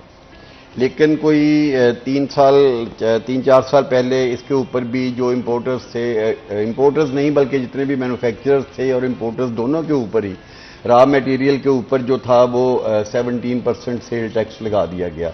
लेकिन विद द कंडीशन के जी वो सेल टैक्स आप पे करें, लेकिन बाद में जब उसकी आप जो मेडिसिन वो सेल करेंगे वो रजिस्टर्ड जो होंगे उनको सेल करेंगे तो उसके ऊपर जो है वो आपका जो रिफंड है वो क्लेम हो जाएगा। लेकिन जिस तरह के रिफंड के प्रोसीजर हमारे यहाँ पे जितने मुश्किल हैं, ज़ाहिर है मैन्युफैक्चरर्स के लिए उसका रिफंड लेना जो वो एक मुश्किल काम था, तो वो फिर बाद में चीज़ें इन्होंने सेटल करके तो शायद अब उनके टर्नओवर के ऊपर जो है वो सेल टैक्स 1% शायद लगा दिया गया है। उससे भी बहुत ज़्यादा उसका इम्पैक्ट तो नहीं आया, लेकिन फिर भी उससे भी कुछ चीज़ों के जो रेट्स हैं वो बड़े हैं, चीज़ें वो जो हैं वो महंगी हुई हैं। लेकिन वो तो चले बहुत ज़्यादा तो हम उसको नहीं कहते, एक नॉमिनल है। लेकिन उसके अलावा जो सर्जिकल्स की आइटम है उनके ऊपर जो सेल टैक्स है वो काफ़ी सारी चीज़ों के ऊपर जो पहले एग्जेम्प्टेड थी, बल्कि कोविड के दिनों में तो बहुत सारी चीज़ें इन्होंने बिल्कुल उससे कस्टम और जो बाकी जो ड्यूटीज़ थी वो माफ़ कर दी थी, तो उनके ऊपर भी काफ़ी सारी चीज़ों के ऊपर जो सेल टैक्स है वो इम्पोज कर दिया गया है। हॉस्पिटल्स को जो सरकारी हॉस्पिटल्स हैं उनको जो अद्वियात पहले सप्लाई की जाती थी, या प्राइवेट हॉस्पिटल्स भी जो 50 बेड से ऊपर थे उनके ऊपर सेल टैक्स एग्जेम्प्टेड था। लेकिन अब गवर्नमेंट ने उनके ऊपर भी सेल टैक्स दोबारा से फिर इम्पोज कर दिया है। और जब वो सेल टैक्स जो भी उसके ऊपर जो इम्पोज किया गया है, जब वो सेल टैक्स कोई भी मैन्युफैक्चरर या इम्पोर्टर वो चार्ज करेगा तो डेफिनेटली वो सेल टैक्स तो गवर्नमेंट के अकाउंट में चला जाएगा, लेकिन उसका बर्डन जो है वो या हॉस्पिटल पे पड़ेगा या पब्लिक के ऊपर पड़ेगा। तो इस तरह की जो चीज़ें हैं, गवर्नमेंट को कम अज़ कम इस एक सेक्टर को, फार्मास्यूटिकल को, जिस तरह मतलब आपकी खाने पीने की बहुत सारी चीज़ें, बल्कि ऑलमोस्ट 90% जो प्रोडक्ट वो सेल टैक्स एग्जेम्प्टेड हैं, उनके ऊपर टैक्सेस बाकी भी कम हैं। इसी तरह जो फार्मास्यूटिकल का जो सेक्टर है, इसमें चाहे वो सर्जिकल की आइटम हो या वो मेडिसिन की हो, दोनों को ही सेल टैक्स से एग्जेम्प्ट रखना चाहिए, ताकि उसका जो ज़ाहिर है अल्टीमेटली जब कोई चीज़ सस्ती कॉस्ट करेगी किसी इंपोर्टर को तो वो आगे सस्ती बेचेगा। अगर उसको वो महंगी, उसके ऊपर वो 17% पे करेगा तो उसने, किसी भी इंपोर्टर ने, कहने को हम जो मर्जी कह लें, उसने अपनी जेब से नहीं देना, उसने उसका जो बोझ है वो पब्लिक के ऊपर शिफ्ट कर देना है और पब्लिक को वो चीज़ महंगी मिलेगी। The same is with the manufacturer. Manufacture के भी ऊपर आप जितने ज़्यादा टैक्सेस लगाएंगे वो टैक्सेस आगे शिफ्ट करता जाएगा, वो डिस्ट्रीब्यूटर को पास ऑन करेगा, डिस्ट्रीब्यूटर आगे होलसेलर को, रिटेलर को पास ऑन करेगा, रिटेलर अल्टीमेटली द एंड, वो एंड यूजर जो है वो उसके ऊपर ही जाकर पड़ेगा। बिल्कुल ठीक कहा। हमारे साथ एक कॉलर भी मौजूद है, कॉल ले लेते हैं। अस्सलाम वालेकुम जी। जी वालेकुम सलाम साहब। जी जनाब, कहाँ से बात कर रहे हैं और कौन सा? सर मैं अदनान बोल रहा हूँ, मैं बात कर रहा हूँ छोटी नासी फैसलाबाद से। जी जी अदनान साहब, पूछिए क्या पूछना चाहते हैं आप? मैंने अपनी वाइफ को इंजेक्शन लगवाना था एंटी-डी, जी जी उसकी ओरिजिनल प्राइस है 6000 टीबी 6500। जी जी तो वो मुझे पूरे फैसला से नहीं मिला, 1-2% से मिला है। वो कहते जी आप हमें आज 7000 रुपये दें, 2 दिन बाद आपको इंजेक्शन मिलेगा। 7000 रुपये आपने तब देने हैं जब आपको मिल जाएगा। टोटल 14000 में मिल रहा है। ये तो हालात है हमारे। अब मैंने वो मुझे लगाना भी लगवाना भी जरूरी है वाइफ को। जी जी अदनान साहब, बहुत शुक्रिया आपकी कॉल करने का। जनाब, रीजन तो वैलिड है। मैं बिल्कुल उनकी बात से इत्फाक करता हूं और जो कुछ उन्होंने कहा है वो बिल्कुल दुरुस्त है। जैसे मैंने आपको 4-5 पहले प्रोडक्ट्स के नाम गिनवाए थे, अब मैं जाहिर है सारे तो चीज़ों के नाम आपको नहीं गिनवा सकता। एनटीडी की बिल्कुल यही सूरत हाल है, ये पाकिस्तान में मैन्युफैक्चर नहीं होता। जो पार्टी भी शायद एक आध कंपनी जो है वो पाकिस्तान में जो है वो इंपोर्ट करती है, और जो इंपोर्ट करती है उसकी एक्चुअल जो प्राइस है वो वाकई जो गवर्नमेंट की तरफ से अप्रूव है वो 6,500-7 हज़ार के, मुझे एग्जैक्टली याद नहीं है। तो क्योंकि मैं डिस्ट्रीब्यूशन का काम करता हूं तो उसमें हम सारी प्रोडक्ट्स में डील नहीं करते, हम डायरेक्ट से वो इन टच नहीं है।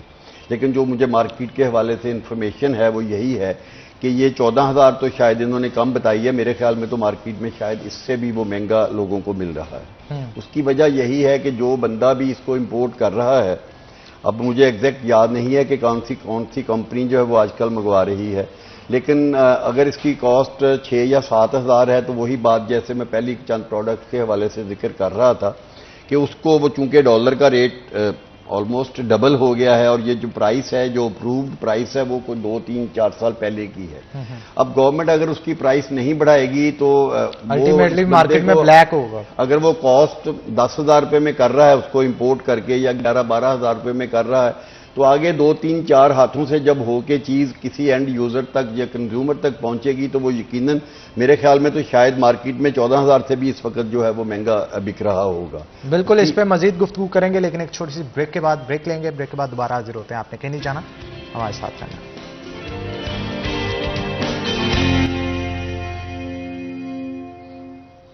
वेलकम बैक नाज़रीन, ब्रेक के बाद खुश आमदीद। मियाँ तनवीर साहब हमारे साथ मौजूद हैं, उनसे मजीद गुफ्तगू करेंगे। तनवीर साहब, बहुत सारी मेडिसिन जो हैं वो मिलती ही नहीं, इसकी वजह से बहुत सारे मामला जो है वो ख़राब होते हैं। जिसका पेशेंट होता है उसके सर पे तो काफ़ी परेशानी जो है वो झेलनी पड़ी होती है। जैसे कोविड के दिनों में एक्टरमा नहीं मिल रहा था, तो इस तरह की बहुत सारी मेडिसिन जब नहीं मिलती फिर उनके रेट्स जो हैं बहुत अप कर दिए जाते हैं। इस पर क्या कहेंगे? इस पे देखें, मार्केट में है तो बहुत गलत बात। ना तो हमने जो अपने सेक्टर में जो काली बेड़े हैं उनको कभी ना प्रोटेक्ट किया है, और ना ही कभी उनको उनके इस जो कुछ वो ये करते हैं उनको अप्रिशिएट किया है, बल्कि हमने हमेशा उनको कंडेम किया है, उन लोगों को रोका है। लेकिन ये मामला तभी होते हैं, कोई चीज़ जब किसी चीज़ की शॉर्टेज पैदा होती है उसकी ब्लैक मार्केटिंग भी तभी होती है। को हमने अपने दोस्तों को और ख़ुद भी हमेशा ये कोशिश की है कि जो अद्वियात हैं उनको ब्लैक में ना बेचा जाए, लेकिन फिर भी जाहिर है हर सेक्टर में कुछ ना कुछ 1-2% लोग ऐसे होते हैं जो उसकी स्टॉक कर लेते हैं उन चीज़ों को, और फिर वो महंगे दामों पर बेचते हैं। हम तो हमेशा ही इसकी मजम्मत करते आए हैं और लोगों को रोकते भी आए हैं, और बल्कि हेल्थ डिपार्टमेंट को भी हमने हमेशा से ही ऐसी जो हमारे सेक्टर में जो बुराइयां हैं उनके लिए हमेशा ही हेल्प आउट किया है, उनकी हमेशा इस काम में मदद की है।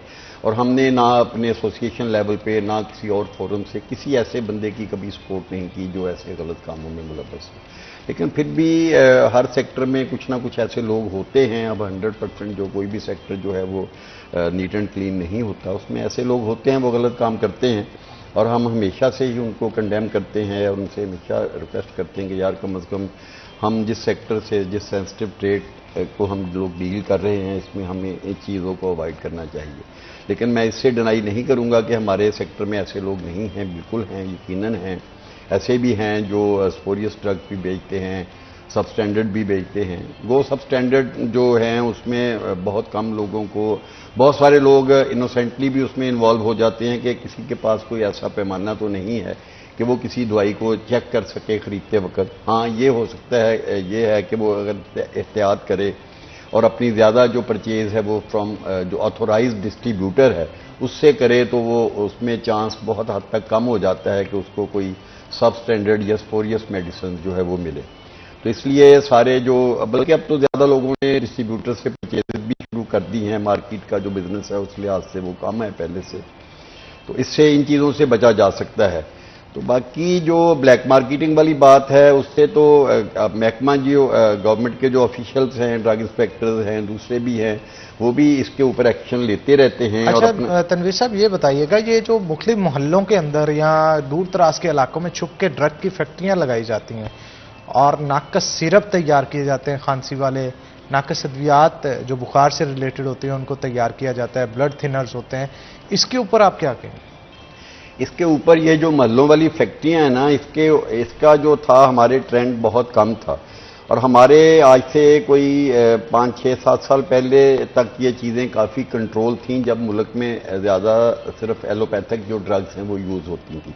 लेकिन उसके बाद फिर जब गवर्नमेंट ने न्यूट्रास्यूटिकल मेडिसिन को अप्रूव किया, उनकी फैक्ट्रियां लगाने की इजाज़त दी और उसके साथ फिर उसकी आड़ में जो बंदे सही काम करने वाले थे उन्होंने तो अपनी अच्छी जो मैन्युफैक्चरिंग यूनिट है बनाए, लेकिन उसकी आड़ में लोगों ने, चूंकि उस वक्त इसके लिए न्यूट्रास्यूटिकल मेडिसिन बनाने के लिए लाइसेंस की ज़रूरत नहीं होती थी, तो बगैर लाइसेंस के ही हर बंदा जो है वो अपने घरों में छोटी छोटी जगहों के ऊपर जो गवर्नमेंट की तरफ से अप्रूव भी नहीं थी और उनकी कोई इंस्पेक्शन भी नहीं होती थी, तो लोगों ने फैक्ट्रीज छोटे छोटे यूनिट बना के तो उन चीज़ों की तैयारी जो है वो शुरू कर दी न्यूट्रास्यूटिकल मेडिसिन की। और जहाँ पे वो न्यूट्रास्यूटिकल बनती थी, अब तो खैर काफ़ी इस हद पे इस चीज़ के ऊपर वो गवर्नमेंट ने कंट्रोल कर लिया है और उनका चेक एंड बैलेंस का एक निज़ाम भी बन गया है। उनकी वो इनलिस्टमेंट बाद में फिर हुई, उसमें भी बहुत टाइम लगा, कितने सालों तक उनके केसेस चलते रहे। वो गवर्नमेंट के पास, ड्रैप के पास वो लाखों के हिसाब से लोगों की जो मैन्युफैक्चरिंग यूनिट्स की एप्लीकेशंस वो पेंडिंग पड़ी रहीं, हाई कोर्ट में, सुप्रीम कोर्ट तक उनके केसेस चलते रहे, उनका टाइम एक्सटेंड होता रहा। लेकिन अब वो भी चीज़ों का पता नहीं चलता कि उनके अंदर क्या इंग्रेडिएंट्स हैं या उसके अंदर क्या है, तो उसकी जो misuses of that medicine है वो ज़्यादा है, जिसकी वजह से लोगों को काफ़ी नुकसान हो रहा है। अच्छा तनवीर साहब ये बताइएगा, जो न्यूट्रिएंट्स बनाए जाते हैं जिनमें विटामिन डी और विटामिन बहुत सारे जो है मिक्सअप करके बनाए जाते हैं, मुख्तलिफ कंपनीज कर रही हैं, क्या स्टैंडर्डाइज्ड चीज़ें यूज़ की जाती हैं? क्योंकि इस चीज़ में आजकल बहुत 2 नंबरी देखने को मिल रही है, कैल्शियम की टैबलेट्स हों, विटामिन डी के हों इंजेक्शंस, इस तरह असल में इनमें भी ना जो यूनिट्स बताए जाते हैं वो होते नहीं हैं उसमें अक्सर।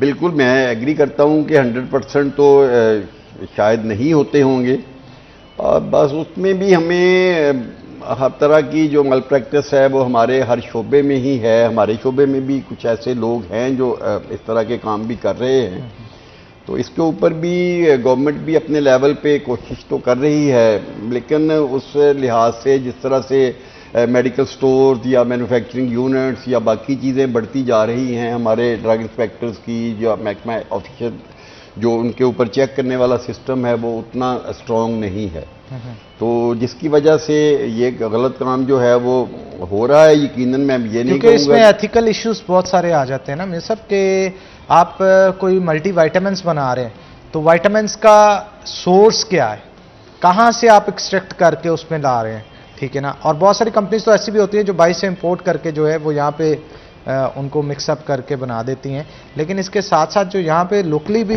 प्रोड्यूस की जा रही हैं उसके ऊपर चेक एंड बैलेंस किस तरह से रखा जाए? क्या इतनी मैन पावर मौजूद है गवर्नमेंट के पास जो इंस्पेक्टर्स, ड्रग इंस्पेक्टर्स जाके उन्हें चेक एंड बैलेंस रखें और उन मेडिसिन को वीकली बेसिस के ऊपर चेक किया जाए?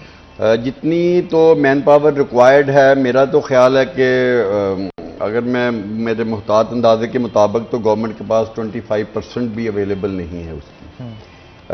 फील्ड में तो शायद पहले से अब ड्रग इंस्पेक्टर्स की तादाद बढ़ गई है। जब हमने ये बिज़नेस शुरू किया 40 साल पहले, तो उस वक्त तो पूरे शहर में, पूरे डिस्ट्रिक्ट में सिर्फ एक ड्रग इंस्पेक्टर हुआ करता था, लेकिन अब हमारे फैसलाबाद में जब से अब तकरीबन मेरा ख्याल 8 ड्रग इंस्पेक्टर हैं। 4 हमारे सिटी के लिए हैं, 4 टाउन्स हैं, हर टाउन का एक ड्रग इंस्पेक्टर है, और इसी तरह बाहर हमारी जो तहसीलें हैं उनमें भी एक एक ड्रग इंस्पेक्टर है। लेकिन मेरे ख्याल में अभी भी ये बहुत कम है। और अगर हम दूसरी तरफ चले जाएं, अगर हम हॉस्पिटल्स को देखें, जैसे अभी चले हम ये हमारे करीब तरीन हॉस्पिटल है अलाइट की मिसाल ले लेते हैं, तो वहाँ पे हर 50 बेड के ऊपर जो है वो एक फार्मासिस्ट होना चाहिए, और एक फार्मासिस्ट मतलब राउंड दी क्लॉक अगर आप जाएंगे तो 50 बेड के लिए आपको 3 फार्मासिस्ट चाहिए। तो उस लिहाज से मेरा ख्याल है यहाँ पे कोई 100 के करीब जो फार्मासिस्ट हैं वो होने चाहिए, और इस वक्त जो अलाइड हॉस्पिटल में हमारे फार्मासिस्टों की तादाद है मेरे ख्याल 5 है। All in allied hospital. हाँ, टोटल मेरा ख्याल 5 हैं, 5 नहीं तो 6 हैं शायद, एक आध कोई मेरा ख्याल और ऐड हो गए होंगे। तो उस लिहाज से अगर आप देख लें कि गवर्नमेंट के जो अपने वो रूल्स हैं तो वो 100 के करीब उनकी रिक्वायरमेंट है। इसी तरह DHQ में, इसी तरह जनरल हॉस्पिटल में, और इसी तरह जो बाकी, हालांकि ये टीचिंग हॉस्पिटल में, इनको तो एक लोगों के लिए एक मिसाल होना चाहिए कि जी यहाँ पे हर चीज़ जो है वो अप टू द मार्क हो रही है। लेकिन हमारी मतलब वो मैन पावर की कमी होने की ये सूरत हाल है जो मैंने आपके सामने रखी है। तो सेकेंडली अभी मैं, चले मुझे करनी तो नहीं चाहिए बातें, लेकिन चले अगर हम बैठे हैं डिस्कस कर रहे हैं इसको, हमारे शहर में इस वक्त 5 हॉस्पिटल हैं और 5 में ही जो हमारे MSS हैं वो एडिशनल एडहॉक बेसिस के ऊपर परमानेंट बेस कोई परमानेंट बेस के ऊपर कोई भी किसी 5 गवर्नमेंट हॉस्पिटल हैं और 5 में ही एडिशनल जो MS साहबान हैं वो काम कर रहे हैं। वो काम कर रहे हैं अपने तरीके से, अच्छा मैनेज कर रहे हैं।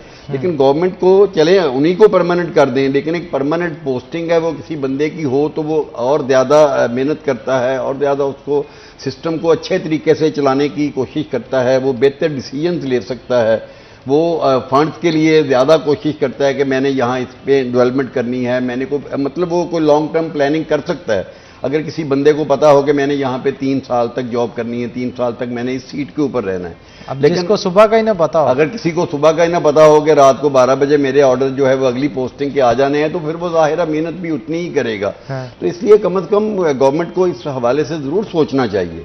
मतलब सिस्टम चल रहे हैं वो अच्छे चल रहे हैं, मैं किसी को ब्लेम उस हवाले से नहीं करता, लेकिन वो चलेगा अगर परमानेंट पोस्टिंग हो किसी की भी, एथिकल पोस्टिंग के ऊपर एथिकल पोस्टिंग हो तो फिर वो बंदा अपनी लॉन्ग टर्म प्लानिंग, डेवलपमेंट, बाकी चीज़ों को बेहतर करने की ज़्यादा अच्छे तरीके से कर सकता है। तो गवर्नमेंट को इसके मुतल्लक भी सोचना चाहिए और इस तरह के मेजर्स जो हैं वो लेने चाहिए। बाकी चीज़ों पर तो चले खैर छोड़े, सिस्टम चलता ही रहता है, लेकिन इसके ऊपर जो है वो फोकस करना चाहिए, क्योंकि आपकी बात इसलिए दुरुस्त है कि सिर्फ और सिर्फ वहां पे जो पेशेंट्स जा रहे हैं नाज़िन वही इंपॉर्टेंट नहीं है, बल्कि इसके साथ साथ जो डेवलपमेंट की स्कीम्स चल रही होती हैं हॉस्पिटल्स के अंदर वो बड़ी इंपॉर्टेंट होती है। जैसे 1 यूनिट अगर किसी ने सपोज हॉस्पिटल में तैयार करना है तो एक MS ने अगर उसका इनिशिएटिव लिया है, कोई बजट अप्रूव करवाया है, तो नेक्स्ट टाइम जब कोई MS आता है तो उसने अपनी सोच, अपने इख्तिरा के मुताबिक जो है वो काम करना होता है, इसलिए मामला जो है वो डिस्टर्ब होते हैं। यहाँ पे छोटी सी ब्रेक लेंगे, ब्रेक के बाद दोबारा हाजिर होते हैं। आपने कहीं नहीं जाना, हमारे साथ रहना है।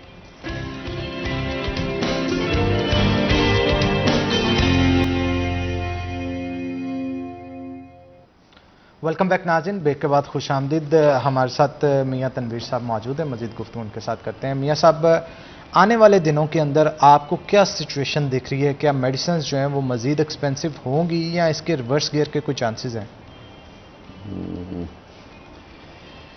देखिए, इनफैक्ट जो हकीकत है ना, हमें उसको ही तस्लीम करना चाहिए। मुझे तो आने वाले दिनों में भी जिस तरह के हालात चल रहे हैं, मेडिसिन मज़ीद महंगी होती हुई नज़र आ रही है, क्योंकि जिस तरह से मैन्युफैक्चरर्स की डिमांड थी कि हमें जो रेट्स हैं उनमें 40% इंक्रीज़ दी जाए। तो मैं ये तो नहीं कहता कि शायद वो जायज़ है या नहीं है, क्योंकि मुझे उसके हवाले से ज़्यादा वर्किंग मेरी तो नहीं है, लेकिन बज़ाहिर जो नज़र आता है कि जितनी गवर्नमेंट ने अभी प्राइस इंक्रीज़ दी है इस पर वो लोग इत्तफा नहीं करेंगे। वो गवर्नमेंट ने यही कहा है कि हम दोबारा 1 साल के बाद इनको जो रेट्स हैं इनको रिवाइज़ करेंगे, लेकिन देखने में ये आया है कि कहने को तो ऐलान यही होता है ड्रैप की तरफ से कि 1 साल तक अब कोई रेट नहीं बढ़ाया जाएगा, लेकिन जब हम मार्केट में देखते हैं तो ऑन ग्राउंड जो रियलिटी है वो तो यही है कि सारा साल जो मेडिसिन के रेट हैं वो बढ़ते रहते हैं। कभी डेली आप मतलब कोई ना कोई किसी ना किसी जो है उसकी प्राइस में जो है वो तब्दीली जो डेली बेसिस के ऊपर जो है वो आती है। तो मैं रिटेल को तो खैर आजकल मैं डील नहीं करता, वो फार्मेसीज़ तो हैं हमारी भी, मुझे वहाँ के हवाले से जो इन्फॉर्मेशन थोड़ी बहुत मिलती रहती है कि जब भी वो लोग सुबह को वो, चूँकि आजकल सारा सिस्टम कंप्यूटराइज है और हर चीज़ जो है वो आपको ब्लैक एंड वाइट में नज़र आ जाती है, तो जब भी ऊपर परचेज़ वो डालते हैं सारे दिन में, तो कोई ना कोई 2, 3, 4 मेडिसिन ऐसी ज़रूर होती हैं जिनकी जो प्राइस है वो रिवाइज़ होकर आई हुई होती है, यानी कि उनकी प्राइस वो पहले से बढ़ चुकी होती है। तो ये प्रोसेस डेली बेसिस के ऊपर चल रहा है, ये सिंगल टाइम नहीं है जैसे गवर्नमेंट ने अब अनाउंस किया है कि जी हमने इन दिनों में जो प्राइस है वो 14% और 20% बढ़ा दी है।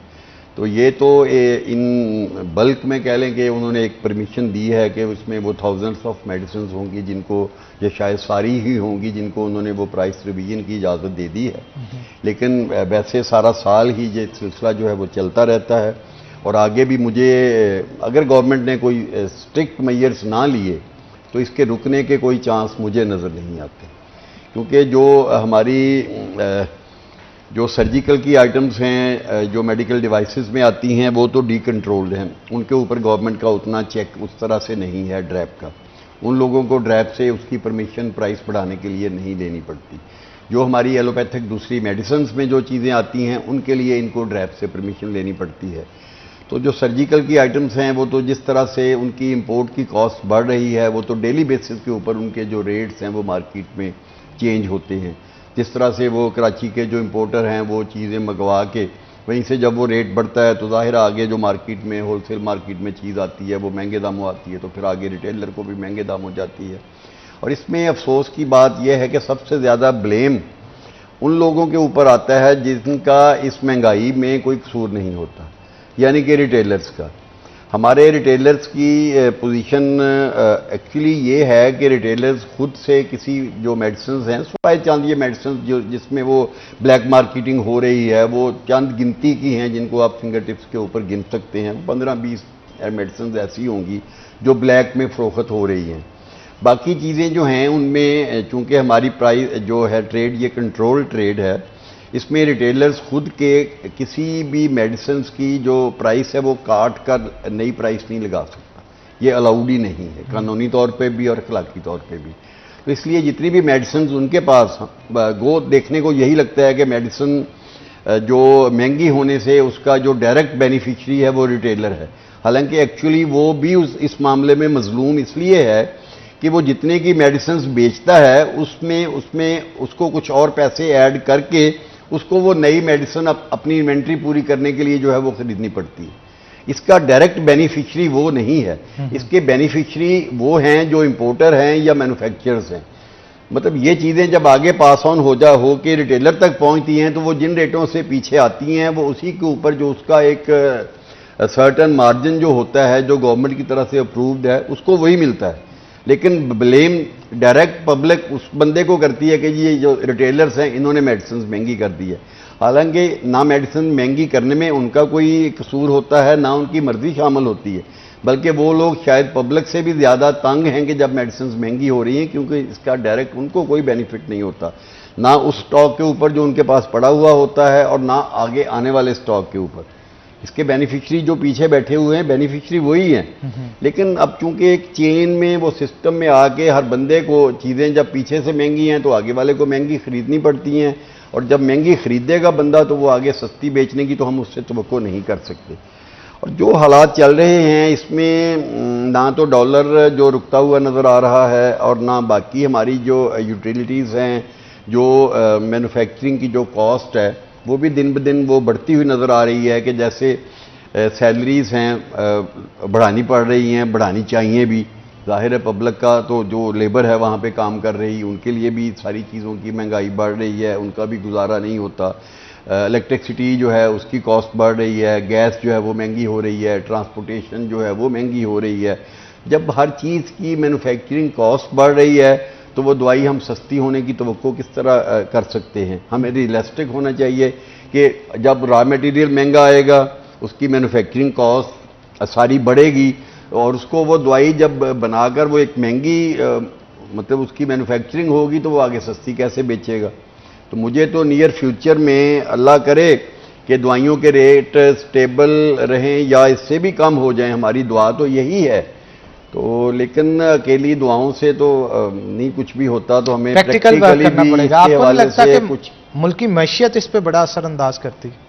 मुल्की मैशियत बिल्कुल असरअंदाज हर लिहाज से होती है कि हमारी मैशियत बेहतर होगी तो जाहिर है फिर गवर्नमेंट जो है वो इस तरह के सेक्टर्स को वो टैक्सेस में छूट दे सकती है, सब्सिडाइज कर सकती है बहुत सारी चीज़ों में, कि जैसे गवर्नमेंट करती है अपनी पब्लिक को फैसिलिटेट करने के लिए। और इसमें देखें अगर गवर्नमेंट प्राइस कम करवा के मेडिसिन की फैसिलिटेट करे मैन्युफैक्चरर्स को, इंपोर्टर्स को, लेकिन साथ में उन पे ड्रैप की तरफ से पाबंदी आयद करे कि आप अपनी कीमतों को कम करें और जब वो कीमतें कम करेंगे, उनके ऊपर प्राइसेस कम प्रिंट होंगी, तो यकीनन वो पब्लिक को भी सस्ती ही मिलेंगी।